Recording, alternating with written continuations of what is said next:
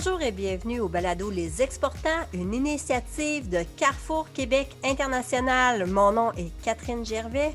J'aurai le plaisir aujourd'hui de rencontrer Vincent Veilleux de l'entreprise Coroprotec qui vend énormément en ligne. Nous allons parler d'Amazon et de d'autres plateformes de vente et nous allons explorer les différentes techniques pour bien vendre et se positionner auprès des consommateurs. Bonne écoute! Bonjour, aujourd'hui j'ai la chance de rencontrer Vincent Veilleux de Coroprotec. Comment ça va, Vincent? Ça va super bien, Catherine, et toi? Oui, ça va bien. J'aimerais ça que tu nous parles, on se connaît pas, j'aimerais ça que tu me parles un peu de toi. Oui, ben moi j'ai fait mon bac en marketing à Trois-Rivières, j'ai fini en 2018. Puis par la suite, j'ai joint l'entreprise familiale qui appartenait à mon père et mon grand-père. Je l'ai joint tout de suite en finissant mes études, puis là présentement je suis actionnaire avec eux et directeur marketing. Wow, Trois-Rivières, j'ai été à l'école là-bas aussi. Donc, est-ce Oui, que mais ils ont des belles formules deck-back. J'ai été capable de faire un deck puis un bac en l'espace de 4 ans, fait que ça m'a sauvé beaucoup de temps aussi sur les bancs d'école. comment tu trouves ça, l'environnement d'être dans une entreprise familiale? C'est pas toujours facile, mais là, on a trouvé une belle façon de rendre ça plus simple un petit peu. Là, on s'occupe tous de des choses différentes, fait que ça fait en sorte qu'on n'a pas vraiment de place à chicaner. Parce que c'est plus facile de un peu se chicaner avec sa famille qu'avec des personnes externes, mais ça va super bien et on est super content. Il y a même ma mère là, qui est rendue avec nous. Fait que c'est vraiment toute la famille là, présentement qui travaille dans l'entreprise. Wow! Puis Coroprotec, c'est combien d'employés? On est à peu près 7 employés temps plein, puis on a quelques employés temps partiel. Puis là, votre produit, là, explique-moi ça, là. Ça va avec les Oui. chauffe-eau? Oui. Mais dans le fond, votre chauffe-eau à la maison, il y a une anode dedans. À peu près personne ne sait c'est quoi. Ça réduit la corrosion dans le chauffe-eau. Fait que cette anode-là va durer 2 ans. Après ça, ton chauffe-eau va se mettre à rouiller. Il va falloir le changer après 10 ans. Nous, notre produit, ce qu'on a fait, c'est que c'est une anode qui utilise du courant pour protéger contre la corrosion. Fait que le courant, il arrête complètement la corrosion dans le chauffe-eau pendant 20 ans. Puis, ça enlève aussi les odeurs de soufre. Fait que ceux que l'eau sente les œufs pourris, là, ça règle ce problème-là. Puis là, on a tout changé notre marketing il y a à peu près 2 ans parce que finalement, c'est la première raison pour que les gens y achètent le produit. Là. OK, donc c'est un peu grâce à toi. Toi, tu es directeur marketing, fait que tu as amené tout un Ouais. virage. Qu'est-ce que tu as fait? Je suis curieuse. Bien, quand je suis rentré dans l'entreprise, là, on faisait juste du B2B. Fait qu'on vendait à d'autres business, on vendait à des plombiers, des spécialistes de traitement d'eau, qu'eux autres revendaient aux clients. Puis, on ne voulait pas vraiment les vendre en ligne pour ne pas compétitionner nos clients qui étaient les plombiers. Puis, à un moment donné, on s'est rendu compte que si on ne vendait pas en ligne, c'est quelqu'un d'autre qui allait le faire, c'est des compétiteurs ou des choses comme ça. Fait que moi, j'ai tout amené le virage de on se met à vendre en ligne, on commence à investir en publicité, en marketing. Fait que c'est vraiment là que j'ai créé mon poste parce qu'avant ça, on n'avait pas aucune publicité. Là. OK. Donc là, maintenant, là, si on fait le topo, vous vendez beaucoup sur Amazon. J'ai vu que Oui, vous vendiez aussi sur eBay. oui. Est-ce que vous vendez aussi sur votre site Web? Oui, on a un site transactionnel qu'on ne pensait pas qu'il prendrait autant d'ampleur que ce que finalement ça l'a pris. Puis après ça, il y a Amazon qui est notre plus grosse source de revenus en ligne. Après ça, il y a notre site Internet, puis il y a eBay. Puis on a aussi d'autres sites comme Walmart, qui a des distributeurs qui vont vendre là aux États-Unis, là, mais ce n'est pas des gros volumes de vente. OK. Est-ce que maintenant, les distributeurs représentent une grosse portion de vos ventes ou c'est vraiment en ligne que ça se passe? Je dirais que c'est pas moitié-moitié, mais quasiment. Fait on a moins développé les dernières années le côté vraiment les commerces, là, fait que les plombiers puis les traitements d'eau. On a mis plus l'emphase en ligne, puis là, on veut vraiment remettre l'emphase sur les magasins, les points de vente. Là, parce qu'au Québec, au Canada, on en a beaucoup. Aux États-Unis, on n'en a pas beaucoup, puis c'est pas tout le monde nécessairement qui est à l'aise de magasiner en ligne. Fait qu'on veut vraiment aller développer ce côté-là parce que notre côté en ligne, présentement, il est très, très fort. Là, tu viens de me parler des États-Unis. Est-ce que ça représente un gros pourcentage de ventes pour La vous? plupart de nos ventes. Ah oui, OK. Oui. Puis est-ce que vous vendez à l'extérieur des États-Unis dans d'autres pays? Sans le vouloir, on a réussi à sortir les données de toutes nos ventes du site Internet puis d'Amazon puis de les mettre sur une carte pour vraiment voir c'était réparti comment. Puis on a été surpris. Là, on en a en Australie, on en a à Hawaï, on en a quelques-unes en France. Fait que du monde qui ont commandé sur le site ou sur Amazon puis qui ont fait expédier ça, du dropshipping qu'on appelle. Ils ont fait expédier ça aux États-Unis pour ensuite se rendre chez eux. Fait OK. qu'on ne le savait pas, mais on en a dans d'autres pays aussi. Mais ce n'est pas un marché qu'on a développé. Moi, ça me semble un peu, pas complexe, là, mais j'aimerais ça comprendre des choses. Ben là, tout d'abord, comment ont réagi vos distributeurs quand vous avez été sur le web là, pour vendre? Est-ce que Ouais. ça a bien été?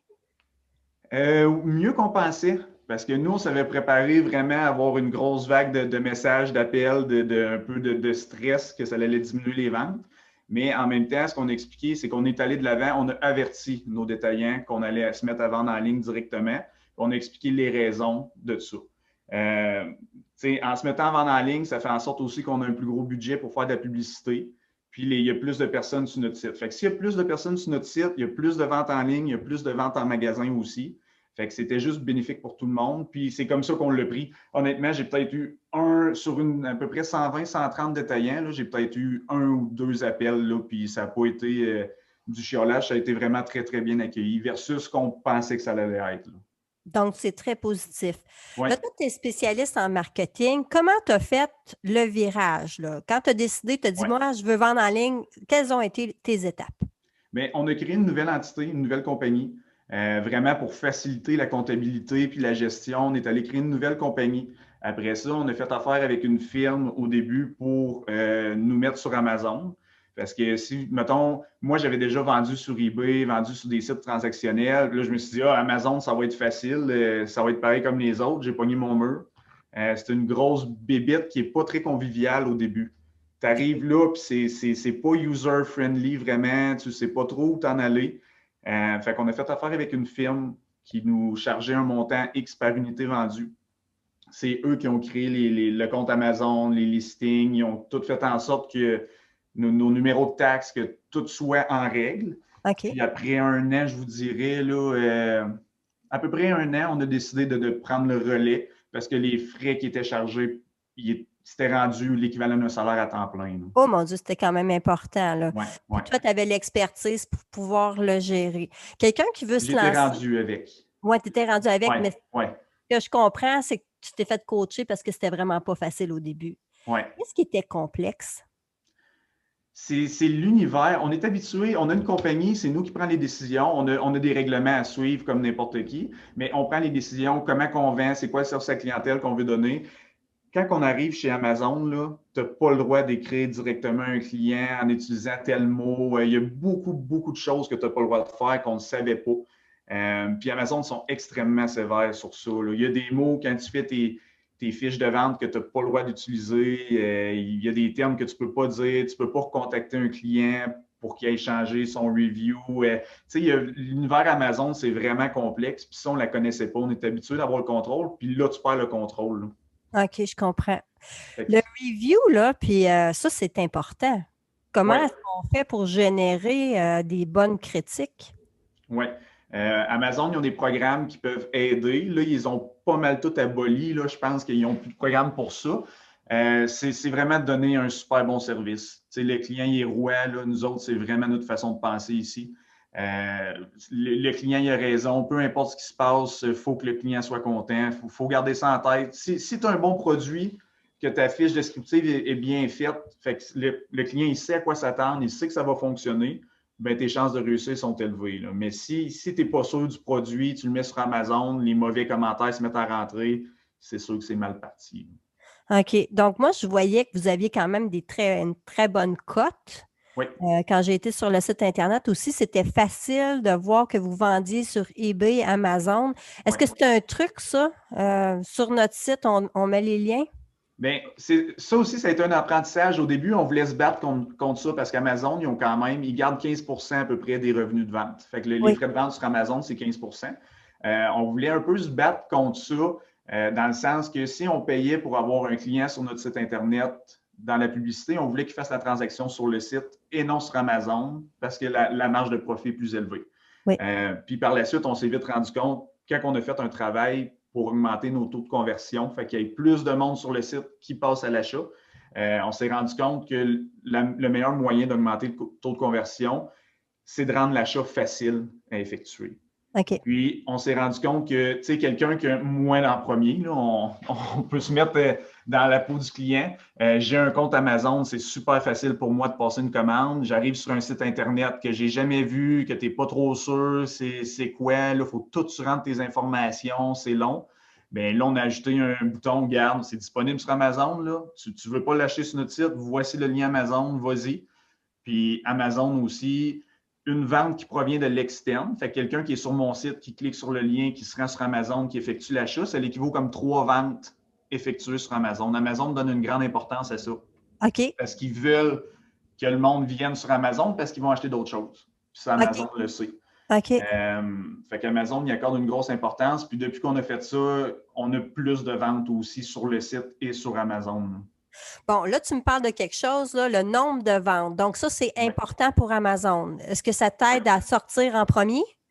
C'est ça. Tu as un ranking, là, excusez-moi l'anglicisme. Présentement, je pense qu'on est aux alentours de 5000 avec notre produit dans notre catégorie, ce qui est extrêmement bon. On a des compétiteurs qui vont être à 160, 200 000. Puis ça va être différents facteurs. Fait que ça va être les reviews du produit, fait que le nombre d'étoiles, le nombre de reviews. Les reviews du vendeur, fait que le seller feedback qu'on appelle, parce que le vendeur aussi peut se faire évaluer. C'est beaucoup moins populaire, mais il y en a beaucoup, puis ça sont extrêmement sévères.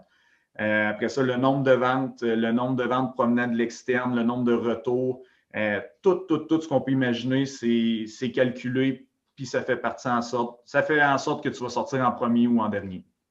Donc, toi, présentement, tu as réussi à te positionner en étant un des premiers à sortir.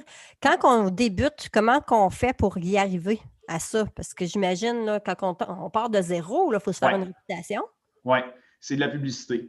Fait que ça va être vraiment, là, faut acheter de la publicité pour sortir en premier, parce que surtout si on commence, comme là, on a lancé un nouveau produit, une anode Corpotec pour les VR, ben là, on arrive sur Amazon, on a 0 étoile, on n'a rien, là. Fait que là, c'est sûr qu'on a déjà un compte vendeur qui est solide. Fait que ça nous aide. Mais tu sais, la personne a acheté un produit à 130$ quand il n'y a pas personne d'autre qui l'a acheté, ben des fois, il faut être plus froid. Fait qu'il faut offrir des rabais. Il faut faire de la publicité. Il faut faire de la publicité, mettons, sur Facebook qui va envoyer le client sur notre site. Par la suite, le site va renvoyer le client sur Amazon, mais il faut établir un lien de confiance puis dire le produit, il existe, le produit, il fonctionne. Un coup que tu as ça, là, tu vas aller chercher des reviews, puis la boucle va commencer à rouler. Là, tout est interrelié. Là. Facebook, tu viens de me parler de Facebook. Donc, toi, tu as un compte Facebook entreprise. Oui. Tu animes ça, tu envoies les gens où? Ils sont là-dessus. Comment tu fais pour les inciter à la vente, à acheter? Il y a différentes façons. Là. Il y a Google Ads, il y a Facebook, il y a Bing, il y a beaucoup de moteurs de recherche qui nous permettent de faire de la publicité. Si on les utilise toutes. Souvent, on va envoyer le monde sur notre site Internet pour faire un pré-filtre. Parce que si on envoie tout ce monde-là sur Amazon et qu'ils ne sont pas intéressés, ils n'achètent pas, bien, le taux de conversion vient de diminuer. Ça l'impacte négativement le listing Amazon. Fait que c'est des choses qu'il faut penser. Nous, on les envoie sur notre site. Oui. Puis après ça, s'ils cliquent sur Acheter sur Amazon, si tu es rendu à cliquer sur Acheter sur Amazon, c'est parce que tu veux l'acheter puis tu veux faire la transaction. Okay. Fait que la personne qui va cliquer là-dessus, elle va se rendre sur Amazon. Fait que là, on s'assure que le taux de conversion reste élevé. Là. On a, je pense, une personne sur 10 là, qui va passer au panier. Qui va là, le taux de conversion, en fait, Amazon calcule. Moi, je vais aller voir ton produit, puis je ne l'achète pas. Bien là, ça fait diminuer ta cote, c'est ça? Ça fait diminuer le taux de conversion, oui. Ah, mon Dieu, c'est vraiment rendu poussé. C'est fou. Oh, oui, écoute, ils calculent absolument tout. C'est incroyable les données qu'ils ont. Là. Puis, plus que ça va, la protection des données, moins que nous, on a accès, fait que plus que c'est difficile à gérer aussi. Avant ça, on recule d'un an, là, un client qui avait un problème avec son produit, j'étais capable de l'appeler, j'étais capable d'y envoyer un courriel. Aujourd'hui, là, j'ai pas son numéro de téléphone, j'ai pas son adresse, son nom, c'est le nom qu'il va avoir écrit, fait qu'on sait jamais vraiment si c'est rendu très, très, très complexe de communiquer avec les clients sur Amazon. Pourquoi ils font ça, Amazon? Protéger les clients. Il y a eu des pratiques un peu douteuses. Là, il y a des compagnies qui faisaient des concours pour aller chercher des reviews. Il y a des compagnies qui appelaient les clients après les commandes pour s'assurer d'avoir 5 étoiles. Fait que ça a vraiment été de l'abus de certaines compagnies qui a fait en sorte Amazon veut que ça soit plaisant pour le client. Il veut que le client passe sa commande et reçoive le produit rapidement, puis il ne veut pas que le client reçoive 40 courriels entre les deux. Là. Fait que c'est vraiment dans cette optique-là. Là, chez vous, les ventes aux États-Unis, est-ce qu'elles se font toutes par Amazon ou aussi par votre site Internet? C'est à peu près une vente sur 4 qui va se faire sur notre site Internet. Fait que, mettons, 25 20-25% des ventes sur notre site, le reste sur Amazon. eBay, c'est vraiment une minime partie de nos ventes, là. C'est pas... Pourquoi? Parce que les gens achètent moins sur eBay maintenant ou c'est quoi qui l'explique? Mais j'ai l'impression, eBay, c'est plus difficile un petit peu. Ce qui est le fun d'Amazon, c'est que, mettons, le Coroprotect sur Amazon, même s'il y a plusieurs vendeurs qui le vendent, parce qu'on a un distributeur qui vend avec nous sur Amazon, OK. puis ça, on peut y revenir, c'est super important de ne pas rester tout seul comme vendeur. Mais le distributeur qui vend avec nous, il va avoir une fiche produit, puis les personnes vont pouvoir décider de la jette de qui. Sur eBay, présentement, on cherche Coroprotect sur eBay, il y a à peu près 10 ou 15 annonces de Coroprotect, tous des prix différents, tu ne sais pas d'où que ça vient, tu ne sais pas trop c'est qui. C'est plus dur un petit peu à rechercher des produits. Puis il y a moins un gros contrôle de la qualité sur les vendeurs aussi qu'Amazon. OK. Fait que Fait c'est vraiment qu'Amazon, l'aspect sécurité, là. donc Amazon est en train réellement de se positionner comme étant la plateforme d'achat en ligne présentement Oui, en effectivement. protégeant les clients. Donc là, tu me disais, c'est important de ne pas être seul à vendre son propre produit. Oui. Comment ça? On pense souvent le contraire, là, mais comme je répète, Amazon sont sévères. Puis, tu sais, si jamais, mettons, il arrive quelque chose, on a une plainte d'un compétiteur, on a des mauvais commentaires, Amazon peut fermer ton compte pendant quelques jours, quelques semaines. Ils peuvent faire plein d'affaires. Fait que si tu es le seul vendeur et que ton compte se ferme, ben ton produit disparaît, tes ventes tombent à zéro tant aussi longtemps que ce n'est pas réglé. Puis, si tu tombes out of stock aussi, si tu tombes Oui. que tu n'as plus de produits en inventaire, bien là, au moins, l'autre vendeur, il va aller chercher ces ventes-là en attendant. Puis, on va se partager les ventes. Fait que c'est vraiment un partage de ventes qui se fait. Mais s'il y a un problème, tu es content en tabarouette que l'autre personne soit là. Est-ce que c'est déjà arrivé que vous avez rencontré un problème? Souvent. Bien souvent. C'est arrivé surtout au début du COVID là, avec le manque de stock. Là. Amazon, normalement, ça prenait 2-3 jours. Nous, comment que ça fonctionne, Amazon? On envoie notre stock chez Amazon. Amazon, ils gèrent tout le reste. Fait que OK. c'est eux autres qui vont dispatcher entre leur entrepôt aux États-Unis.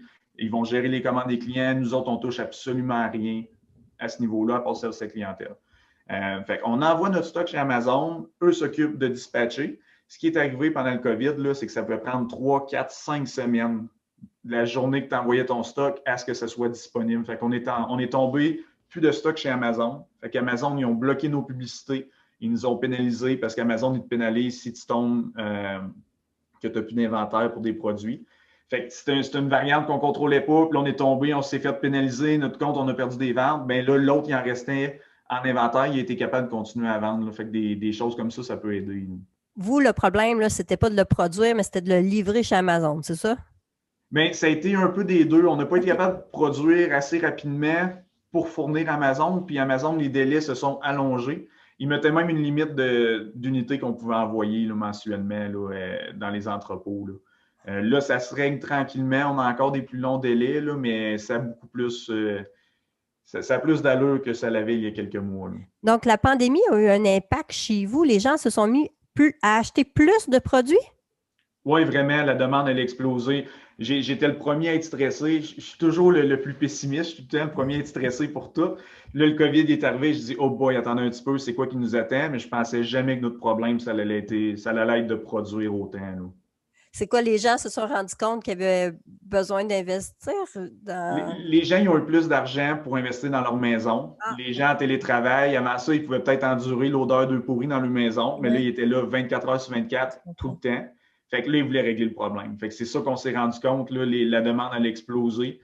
Puis les ventes en ligne sont devenues plus populaires aussi. Fait que ça l'a aidé. On a vraiment une grosse augmentation là, depuis le début de la COVID. Là, il y a combien d'autres entreprises qui vendent votre produit là, sur Amazon? Juste une. Juste une. Puis là, Oui, comment qu'on fait pour choisir un bon partenaire? Est-ce que c'est un oui. Québécois ou c'est un Américain? C'est qui? Très bonne question. C'est un vendeur en Californie OK. qui vend déjà des produits similaires. Fait que ce qui est important, si vous voulez un autre vendeur, on s'est fait approcher par beaucoup de grosses compagnies canadiennes et américaines qui vendent des produits sur Amazon. Et nous, au début, on a dit oui, c'était alléchant. Ils arrivaient avec des quantités minimum qu'ils allaient acheter par mois, peu importe s'ils vendaient ou non. Ils payaient le prix que tu leur disais, ils ne négociaient rien. Fait que c'était payant, sauf qu'il n'y avait pas de connaissances dans le produit, fait qu'ils n'étaient pas capables de donner de service à la clientèle. Fait OK. qu'on a vu une lacune à ce niveau-là. On a décidé de tout fermer. Quand nous, on s'est lancé sur Amazon directement, on a tout fermé, ces distributeurs-là. Puis on en a gardé un qui est en Californie, qui a vraiment une connaissance sur les chauffe-eau, sur les anodes, qui est capable de donner un service à la clientèle, puis qu'on savait qu'il donnait un très bon service. Fait que lui, on a vraiment tissé un lien de confiance avec lui là, pour continuer à vendre, qu'on soit les deux à vendre sur Amazon. Lui, il vend sur Amazon. Est-ce qu'il développe aussi un réseau de distributeurs terrain Non, là-bas? Uniquement, non. OK, uniquement Amazon. Oui, le monsieur, il est plus à sa retraite, là, fait qu'il fait ça un peu par loisir, puis il aime ça. Il vend sur Amazon, sur Walmart, euh, quelques autres sites aussi, mais il n'est pas en mode développement, là. Peut-être ma question va sembler un peu bizarre, là. On dit souvent aux États-Unis, bon, c'est très protectionniste. Ouais. Là, vous autres, vous êtes Québécois. Est-ce que ça l'aide d'avoir un partenaire américain pour vendre sur Amazon aux États-Unis ou ça n'a pas de lien? Pas nécessairement. Des fois, les personnes, je vous dirais, le plus gros problème, c'est quand ils appellent ici, qu'ils voient l'accent Québec. qui voient l'accent québécois, qui disent OK, là, le produit vient de où, là, ça va être long à avoir, je vais avoir des problèmes avec le transport, le retour. Nous autres, c'est tout géré aux États-Unis. Là, fait que, tu sais, je leur dis non, écoutez, ça va partir d'un entrepôt dans votre État, parce qu'Amazon, il y a des entrepôts partout. On a du stock, je pense, dans 40 quelques entrepôts aux États-Unis présentement. Là. Fait que, tu sais, c'est de rassurer les gens, mais on n'a jamais eu de problème. Là. Souvent, les États-Unis vont nous voir. C'est sûr qu'il y a eu l'ère Trump, comme qu'on peut dire, plus protectionniste. Ça nous a fait peur, ça aussi. Puis finalement, on n'a pas. Ils ont l'air d'avoir un bon lien de confiance avec le Canada. Là, puis, les autres produits, c'est sûr que nos compétiteurs, c'est des produits qui sont chinois.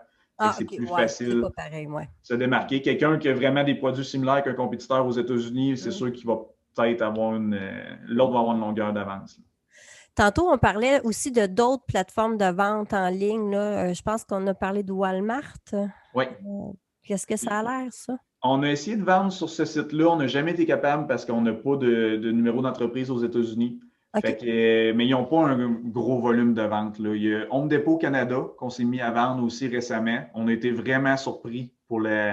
Tu sais, des fois, on se dit, notre site Internet, on ne pensait pas qu'on allait vendre dessus. On pensait qu'il n'y aurait quasiment pas de commandes. Il ne faut jamais sous-estimer. Là. Le Home Depot Canada, là, ça a été long ouvrir notre compte, ça a été compliqué. On a fini abandonner en disant, tu sais, des fois, ça ne vaut pas la peine. Finalement, on a plusieurs commandes à chaque jour, puis on est super content de l'avoir fait. Fait qu'il ne faut pas sous-estimer des sites comme ça parce que les personnes sont habituées d'acheter. Ils ont déjà un compte. Fait qu'ajouter quelque chose à leur panier, c'est pas long. Puis même notre site à nous, on pensait jamais avoir autant de ventes que ça. Comment vous avez fait pour avoir autant de ventes sur votre site à vous? Là, j'imagine que vous avez un super référencement pour sortir un peu partout.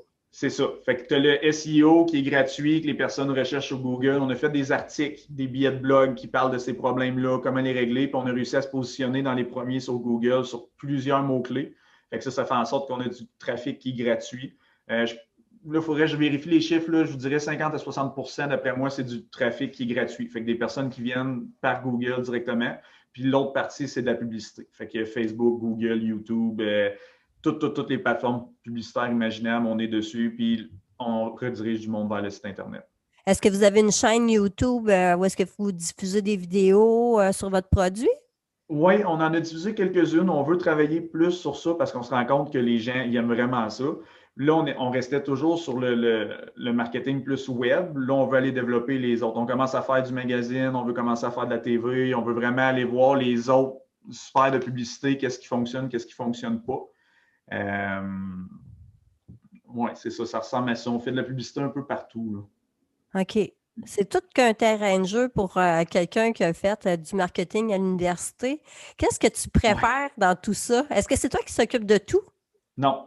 Au début, j'essayais. Puis moi, j'ai comme façon de penser que prouve-moi que tu es meilleur que moi. Prouve-moi que je ne suis pas bon dans ce que je fais, puis je te donne le contrat. Ça, j'ai pas de problème. Puis il y a quelqu'un qu'on connaît, là, qui est Jean-François, qui a été un des professeurs au Cégep à Trois-Rivières, qui est venu me montrer que la publicité, je ne connaissais pas ça, puis qu'il était bien meilleur que moi, mais il ne me l'a pas montré de ce côté-là. C'est moi qui l'apporte comme ça maintenant. Là. C'est tout lui qui s'occupe de ça. Puis honnêtement, il fait un travail que j'aurais jamais été capable de faire. Fait que c'est d'être capable de dire il y a toujours du monde meilleur que nous dans certains domaines. Si on a les capacités financières de l'engager, ça a été le meilleur coup qu'on a fait de mettre Jean-François dans l'équipe. Là. Ça a vraiment aidé les ventes en ligne puis la publicité. C'est facile de dépenser de l'argent en publicité pour rien aujourd'hui. Surtout en ligne, là, c'est super, super facile. Donc, il se fait un plan stratégique au niveau des publicités. Lui, il s'occupe vraiment de ce volet-là. Toi, tu t'occupes de Oui. quoi? Je vais m'occuper plus du développement. Fait que là, présentement, je porte plusieurs chapeaux. Je m'occupe aussi du service à clientèle parce que c'est ce qui fait notre nom puis c'est ce qui est super important pour moi. Mais je m'occupe aussi du développement. Là, c'est où est-ce qu'on s'en va, les nouveaux produits. On va-tu aller attaquer Amazon dans d'autres pays? C'est vraiment moi qui va faire ces recherches-là puis qui va plus prendre ses décisions à ce niveau-là. Là. Donc là, vous commencez à penser exportation, sortir des Ouais, États-Unis, aller un petit peu plus à l'externe, dans le fond. c'est Est-ce que ça. c'est une stratégie pour diversifier un peu vos sources de revenus? Oui, aussi, puis aussi aller chercher une plus grosse part de marché. Fait que ce qui est important dans des produits niches comme nous, c'est d'être le premier à l'offrir. C'est ça qui nous a fait. On était les premiers sur Amazon à offrir ce produit-là. Fait que c'est pour ça qu'aujourd'hui, on a 2500 quelques reviews à 4,7 étoiles. C'est qu'on était les premiers. Fait qu'il n'y avait pas de comparatif. Fait que c'est d'arriver les premiers dans les autres pays aussi. Là. Est-ce que vous avez commencé à vous faire copier? Oui, on a eu des problèmes de copie sur Amazon.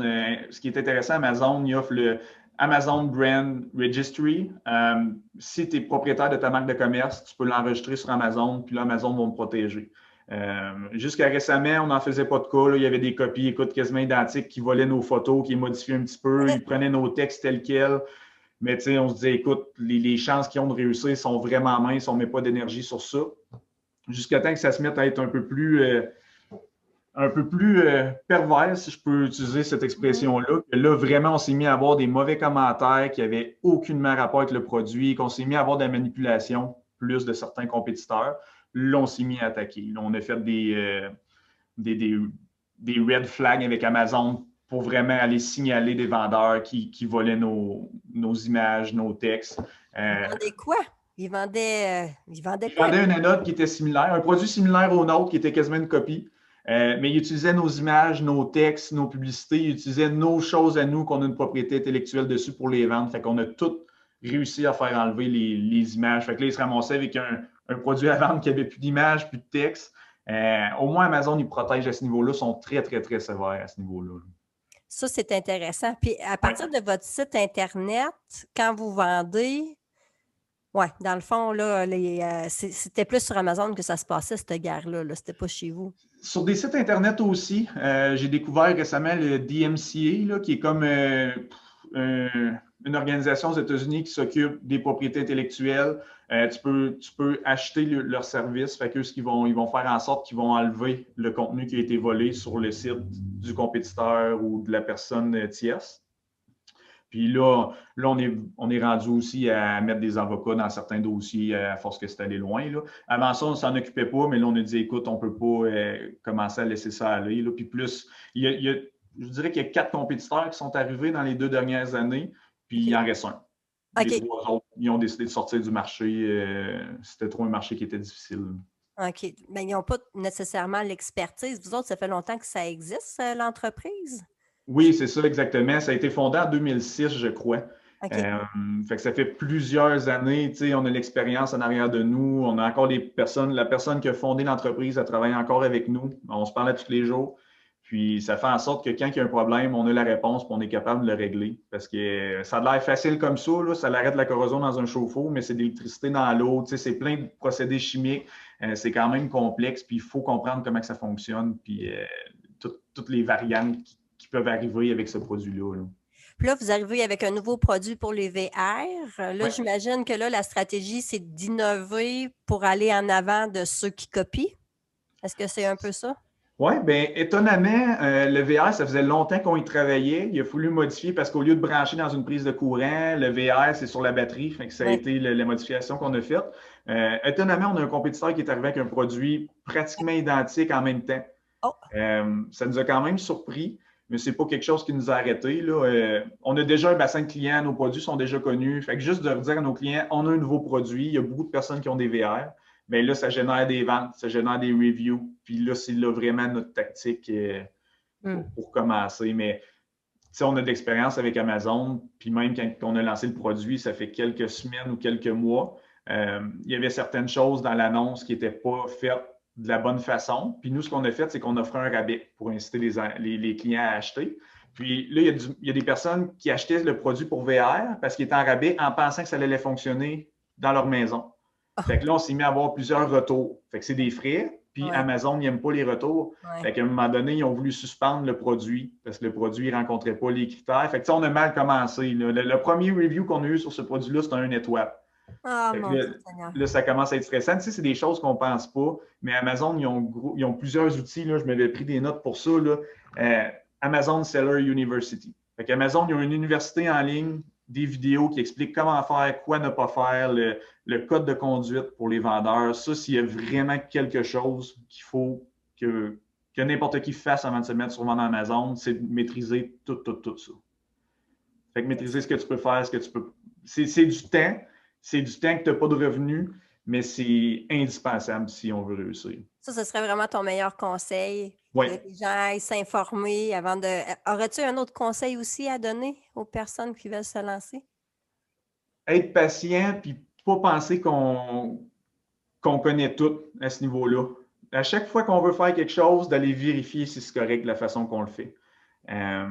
Parce qu'Amazon, il y a plusieurs choses qui sont très sévères. Là. À un moment donné, on voulait inclure un petit carnet dans nos boîtes pour dire si vous n'êtes pas satisfait, appelez-nous, on va régler le problème. Si vous êtes satisfait, partagez-le, allez le dire sur Amazon, ça, tu n'as pas le droit de faire ça. Tu n'as pas le droit de faire. Pour avoir vérifié, ça aurait été quelque chose qui aurait pu fermer notre fiche produit.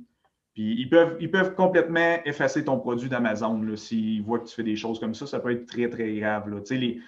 Notre produit, il l'efface sur Amazon demain matin. Tout le travail de toutes les dernières années, il est perdu. Là. Fait que c'est des choses qui ne sont pas à sous-estimer. Puis toi, est-ce que tu as développé un lien avec quelqu'un chez Amazon? Si jamais il se passe quelque chose, est-ce que c'est une boîte qui est extrêmement froide? On appelle là comme... OK. C'est moins épais présentement. J'ai l'impression qu'il y a eu un bout, il était tellement débordé qu'on se faisait répondre n'importe quoi.